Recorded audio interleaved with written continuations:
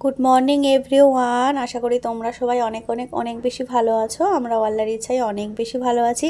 তো সকালে ঘুম থেকে উঠে দেখো আমি চলে এসেছি একদম রান্নাঘরে এসে এখানে আমি আজকে মিষ্টি রুটি বানাবো, মাম্মাম স্পেশাল মিষ্টি রুটি। তো এখানে আমি কড়াইতে তেল দিয়ে দিয়েছি আর আমি 2 কাপ ময়দা নিয়েছি, লবণ চিনি দিয়ে ভালো করে মিক্স করে একে একে রুটিগুলো আমি বানিয়ে নিচ্ছি। তো এটাকে তো আমি জানি গোলা রুটি বলে, আমার মাম্মাম নাম দিয়েছে মিষ্টি রুটি। তো তোমরা কে কোথা থেকে দেখছো, এই রুটিটার নাম কি, তোমরা আমাকে কমেন্ট করে জানাতে অবশ্যই ভুলো না।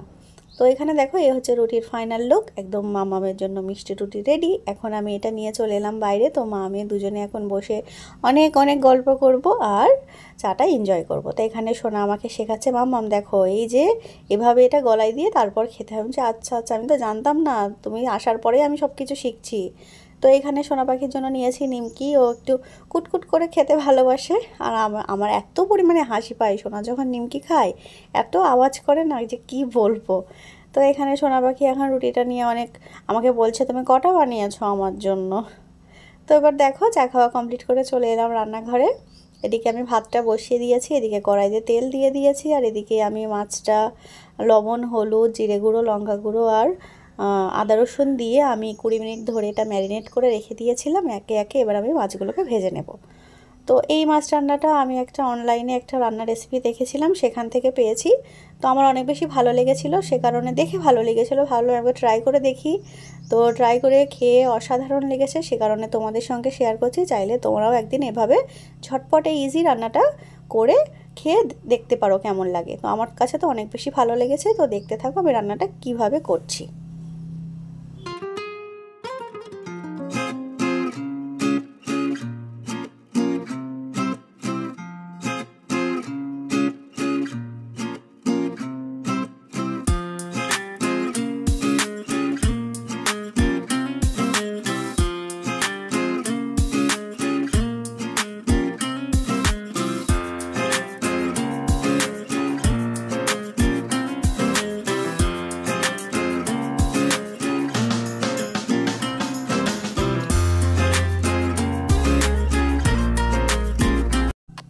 আজকে তো একদম একটা ইজি রান্না করলাম। তো রান্না কমপ্লিট করার পর এখানে মাম্মামের গোসল করানো কমপ্লিট হয়ে গেছে।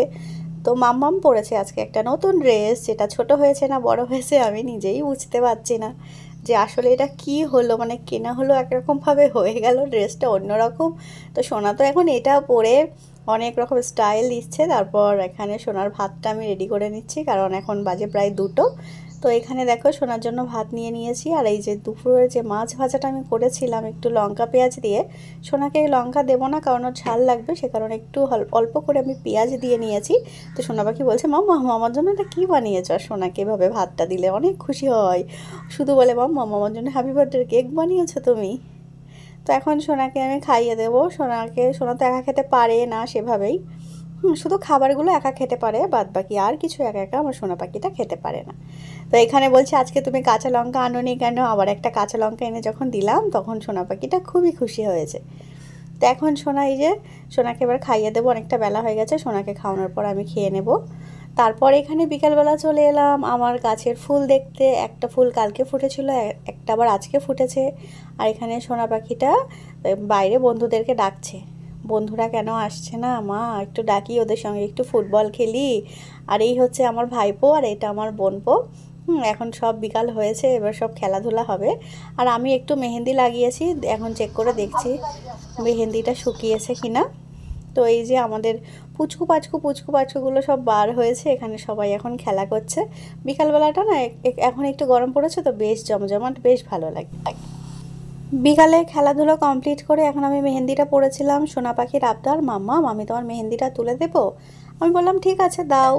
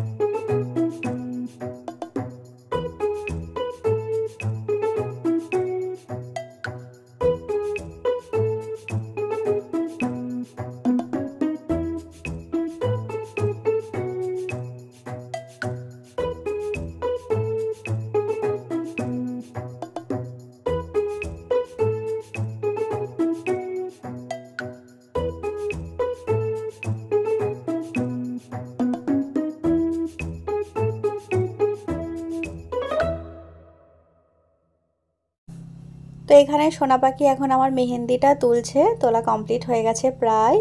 তো যারা যারা আমাদের ভিডিওটা শেষ পর্যন্ত দেখেছো তাদেরকে জানাই অসংখ্য অসংখ্য ধন্যবাদ। এবং আমাদের ফেসবুক পেজ থেকে যারা দেখছো তারা লাইক কমেন্ট শেয়ার করো, আর আমাদের ফেসবুক পেজটাকে ফলো করতে কেউ ভুলো না। আর যারা ইউটিউব থেকে দেখছো তারাও প্লিজ লাইক কমেন্ট শেয়ার করো, আর আমাদের ইউটিউব চ্যানেলটা সাবস্ক্রাইব করতে কেউই ভুলো না। তাই এভাবেই সঙ্গে থেকো। Good night everyone.